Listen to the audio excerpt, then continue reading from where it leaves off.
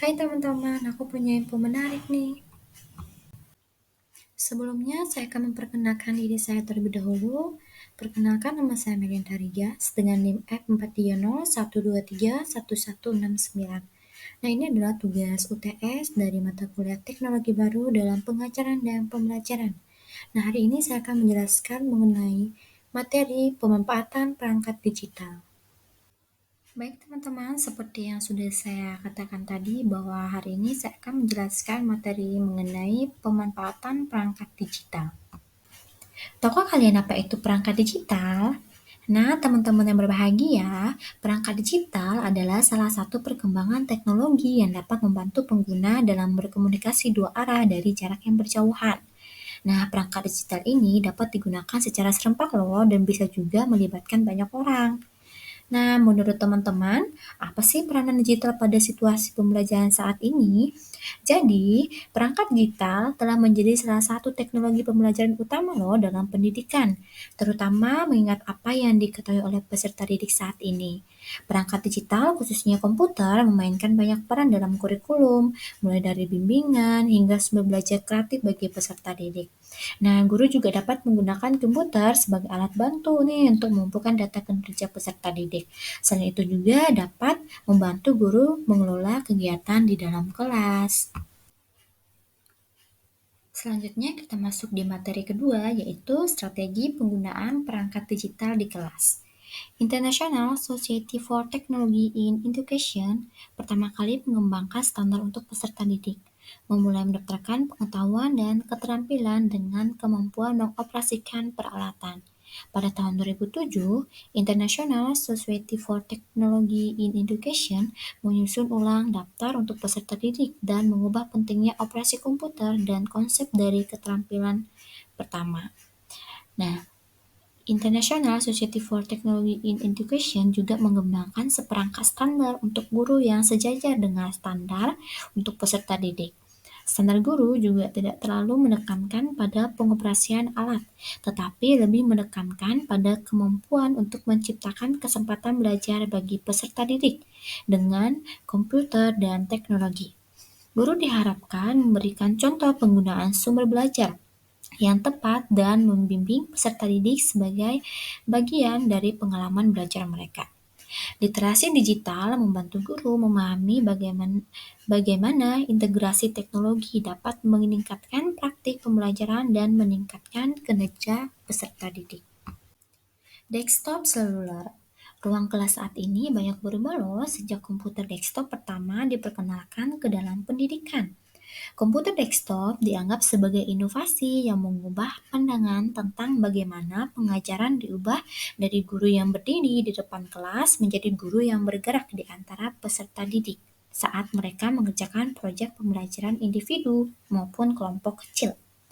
Di ruang kelas saat ini, masih menemukan komputer desktop dengan perangkat tambahan yang sesuai yang tersedia untuk digunakan.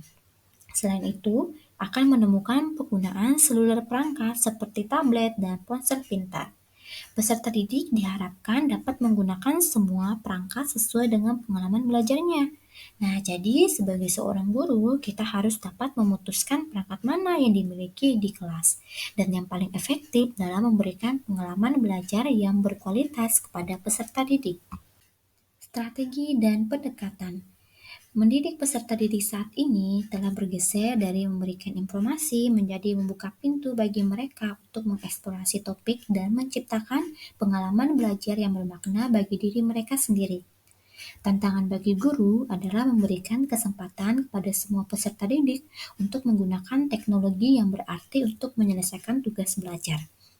Peserta didik dapat berinteraksi langsung dengan berbagai teknologi sebagai bagian dari kegiatan instruksional mereka dalam berbagai cara, mulai dari bekerja dengan materi yang disajikan oleh komputer atau perangkat seluler dalam urutan yang terkontrol, seperti program latihan dan praktik hingga aktivitas kreatif peserta didik, seperti buku puisi peserta didik yang diterbitkan secara digital.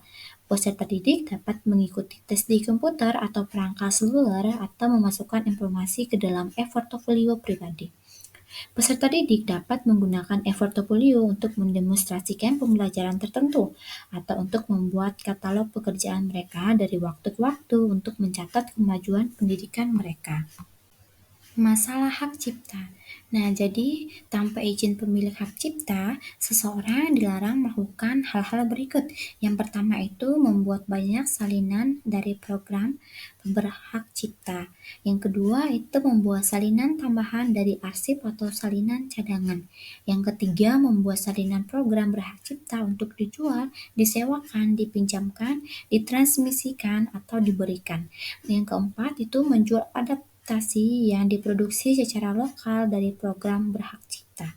Yang kelima, membuat banyak salinan dari adaptasi program berhak cipta bahkan untuk digunakan di dalam sekolah atau di distrik sekolah. Yang keenam, menempatkan satu salinan program ke jaringan tanpa izin atau lisensi situs khusus. Yang ketujuh, menduplikasikan dokumentasi perangkat lunak berhak cipta yang dicetak kecuali diizinkan oleh perusahaan perangkat lunak berhak cipta. Materi ketiga itu jenis sumber belajar digital. Teknologi digital memberikan respon yang memiliki kapasitas yang luas untuk menyimpan dan memanipulasi informasi dan tidak tertandingi dalam kemampuannya untuk melayani banyak peserta didik secara bersamaan. Peran teknologi dalam pengajaran adalah sebagai sumber untuk pengalaman belajar, memberikan peserta didik kekuatan untuk mempengaruhi kedalaman dua arah pembelajaran mereka. Saat peserta didik mulai bekerja dengan informasi, mereka menemukan sumber belajar digital yang tersedia untuk membantu membuat proses lebih mudah dan lebih menyenangkan. Peserta didik dapat membuat proyek multimedia, mengintegrasikan grafik, suara, dan video untuk presentasi kepada teman sekelas atau kelompok lain.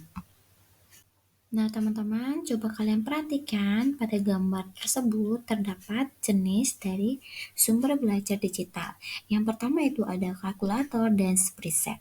Nah, sebagian besar komputer dari perangkat seluler menyertakan kalkulator sebagai salah satu alat dasar yang dibangun ke dalam sistem operasi dengan peralatan yang lebih baru menawarkan kalkulator grafik sebagai opsi yang lebih tangguh. Peserta didik dapat menggunakan kalkulator ini untuk memecahkan masalah matematika yang kompleks. Nah, peserta didik juga dapat belajar menggunakan program Speedset untuk menyiapkan kumpulan data yang dikumpulkan sebagai bagian dari proyek mereka. Yang kedua adalah komunikasi berbasis teks. Nah, peserta didik zaman sekarang sering berkomunikasi melalui email, pesan teks, atau online chatting. Nah, ini dapat dilakukan dari komputer, ponsel, tablet, atau melalui platform online seperti Google, Edmodo, dan Facebook. Jenis permasuk pesan ini cepat dan mudah digunakan. Yang ketiga adalah komunikasi berbasis audio dan visual. Komunikasi audio-video atau biasa yang disebut dengan komunikasi audiovisual adalah proses atau hal yang disampaikan berupa informasi kepada orang lain yang berupa gambaran atau visualisasi sekaligus pendengar atau audio. Banyak jenis sumber audio-video yang tersedia bagi peserta didik untuk berkomunikasi dengan membuat media presentasi yang menarik dari pembelajaran mereka. Jadi, dalam pembuatan media presentasi, peserta didik dapat menambahkan narasi, musik, dan efek suara untuk presentasi. Yang keempat ada grafis. Grafis adalah bentuk komunikasi visual yang dirancang dengan menggunakan kombinasi koordinat titik-titik dan garis sebagai media untuk menyampaikan informasi secara efektif. Menggambar dan membuat grafik merupakan kegiatan yang menyenangkan bagi peserta didik loh. Yang kelima, presentasi. Presentasi telah menjadi format yang populer bagi guru dan peserta didik. Dengan komputer yang terhubung ke proyektor digital, dimungkinkan untuk berbagi informasi dan ide menggunakan slide dan animasi berwarna-warni. Banyak peserta didik yang senang ketika guru menampilkan presentasi seperti PowerPoint, Keynote, dan Prezi. Yang keenam itu ada game dan simulasi. Permainan dan simulasi adalah alat instruksional yang mendukung peserta didik dalam mempelajari pengetahuan dan keterampilan dengan melibatkan penggunaan strategis dan teknik pemecahan masalah. Permainan dan simulasi memberi peserta didik banyak kesempatan untuk berlatih memecahkan masalah terstruktur atau tidak terstruktur, melibatkan peserta didik dalam pemikiran tingkat tinggi yang kompleks. Peserta didik diminta untuk menganalisis tugas, menentukan kondisi yang diperlukan untuk menangani tugas itu, mengidentifikasi isyarat, dan terlibat dalam pemantauan dan evaluasi diri. Selanjutnya yang ketujuh itu pembelajaran berbantuan komputer. Peserta didik mendapatkan manfaat dan latihan, keterampilan atau pengetahuan dasar. Pembelajaran berbantuan komputer membantu peserta didik belajar pengetahuan dan kemampuan spesifik. Teknologi dapat digunakan untuk memperkuat pengajaran kelas. Untuk peserta didik yang membutuhkan program latihan dan praktik dapat membantu mereka memperoleh langkah-langkah spesifik yang diperlukan untuk menyelesaikan tugas. Misalnya dalam aplikasi seluler, matematika membantu peserta didik dalam mempelajari fakta matematika, baik itu penjumlahan, pengurangan, perkalian, dan pembagian. Selanjutnya yang kedelapan itu pembelajaran yang dikelola komputer. Pembelajaran dikelola komputer adalah pembelajaran yang dapat membantu dalam pengelolaan proses belajar, seperti membantu dalam menyiapkan bahan ajar, seperti handout atau presentasi. Selanjutnya kita memasuki materi ketiga, yaitu keuntungan menggunakan perangkat digital. Teknologi digital memungkinkan penyimpanan data menjadi lebih mudah, bahkan untuk data yang banyak sekalipun. Teknologi ini memungkinkan penyimpanan data dilakukan secara online atau menggunakan berbagai media yang efisien, sehingga tidak dibutuhkan berbagai peralatan konvensional yang membutuhkan ruang besar. Keuntungan menggunakan perangkat digital dengan peserta didik yaitu guru dapat menemukan bahwa perangkat digital dapat memberikan pengalaman belajar yang lebih kaya. Nah, salah satunya itu ada partisipasi individual, peserta didik berkebutuhan khusus, monitoring, manajemen informasi, dan pengalaman multisensor. Nah, partisipasi adalah peserta didik terlibat aktif dalam kegiatan belajar saat menggunakan materi digital. Materi ini membantu untuk mempertahankan perhatian peserta didik. Yang kedua itu ada individual. Sumber belajar digital memungkinkan peserta didik mengontrol kecepatan dan urutan pembelajaran mereka, memberi kontrol lebih besar atas hasil belajar. Kecepatan respon terhadap tindakan peserta didik menghasilkan umpan balik dan penguatan. Terus yang ketiga itu ada peserta didik berkebutuhan khusus. Teknologi digital efektif dengan peserta didik berkebutuhan khusus. Peserta didik berbakat dan berisiko serta peserta didik dengan latar belakang fisik atau demografis yang beragam. Siswa berkebutuhan khusus dapat diakomodasi untuk memastikan bahwa pembelajaran berlangsung dengan kecepatan yang sesuai. Terus yang keempat itu monitoring. Kemampuan pencatatan perangkat lunak, aplikasi seluler, dan layanan online membuat pembelajaran lebih individual. Guru dapat mempersiapkan pembelajaran sesuai dengan karakter individu untuk semua peserta didik dan memantau kemajuan belajar mereka. Yang kelima itu manajemen informasi. Sebab belajar elektronik dapat mencakup basis pengetahuan yang berkembang terkait dengan ledakan informasi. Mereka dapat mengelola semua jenis informasi, teks, grafik, audio, dan video. Lebih banyak informasi yang mudah diakses oleh guru dan peserta didik, sehingga dapat memantau kemajuan belajar mereka sendiri. Yang ketujuh itu pengalaman multisensor. Perangkat digital memberikan pengalaman belajar yang beragam. Hal ini dapat menggunakan berbagai strategi pembelajaran yang menggunakan pendekatan audio, visual, dan gerakan pada tingkat pendidikan dasar, seperti remedial dan pengayaan.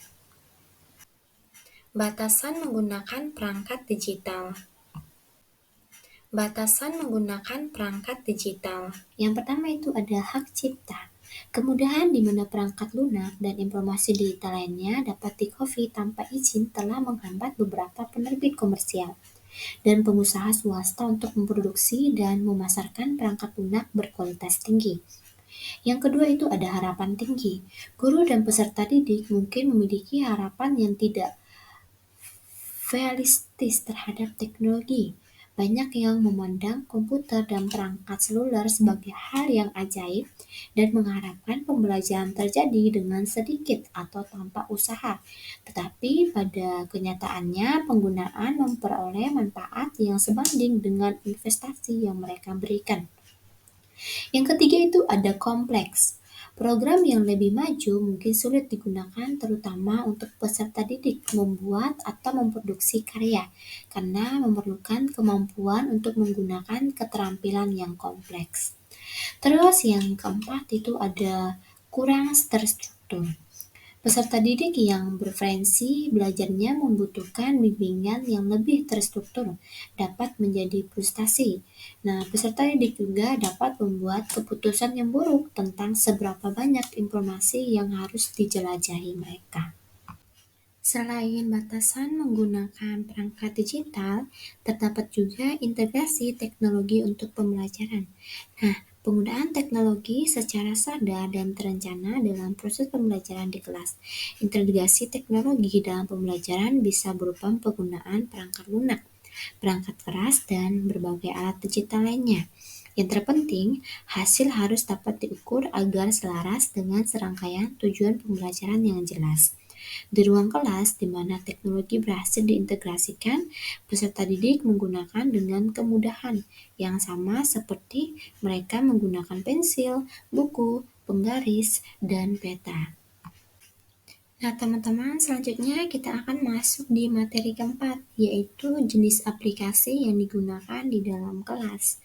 Nah, aplikasi yang digunakan dalam kelas yaitu perangkat software atau perangkat lunak. Dalam kegiatan pembelajaran, secara khususnya secara daring, aplikasi yang biasa digunakan oleh seorang guru dalam melakukan proses pembelajaran online yaitu bisa Google Classroom, bisa Google Meeting, dan lain sebagainya. Guru harus mempertimbangkan sistem operasi yang merupakan perangkat lunak sistem yang mendasari komputer, seperti Mac OS, Windows, atau Unix yang berfungsi sebagai antarmuka komputer dengan pengguna lainnya. Nah, di sini ada cara peserta didik berinteraksi dengan perangkat lunak diupayakan transparan yang memungkinkan peserta didik fokus pada konten tersebut atau pelajaran yang akan diberikan. Nah, yang pertama itu ada dasar-dasar elemen hardware untuk pembelajaran. Perangkat hardware itu disebut juga dengan perangkat keras. Nah, elemen-elemen hardware yang digunakan dalam pembelajaran adalah monitor, adalah perangkat output standar. Perangkat keluaran lain yang memungkinkan tampilan kelompok besar adalah proyektor. Terhubung ke komputer, proyektor dapat digunakan sebagai bagian dari pembelajaran di kelas, seperti dalam tampilan PowerPoint atau menunjukkan slide yang menguraikan langkah-langkah yang harus dilakukan peserta didik saat menggunakan perangkat lunak tertentu di lab komputer. Selanjutnya kita masuk di materi kelima yaitu mengkonfigurasi ruang kelas digital. Nah, mengkonfigurasi ruang kelas digital ini terbagi menjadi dua ya teman-teman. Yang pertama itu ruang kelas perangkat digital. Di beberapa sekolah, akses teknologi masih terbatas loh.